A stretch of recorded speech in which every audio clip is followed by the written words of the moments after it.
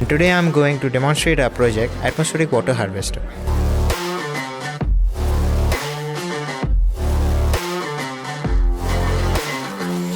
The AWH, as the name suggests, harvests water from the humidity present in air by condensing water vapor on a cool surface and then accumulating it in a vessel. The cooling is done by using a compressor and a condenser pair, as in a refrigerator or an air conditioner. The water harvested from this device is absolutely clean, and additional UV or RO mechanism can make this water drinkable.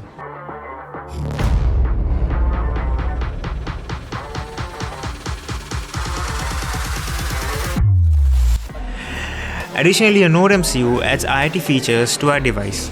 An ultrasonic sensor attached to the Node MCU helps us in determining the level of water accumulated inside the vessel. And a DHT11 helps us in recording the humidity and temperature of the present atmosphere.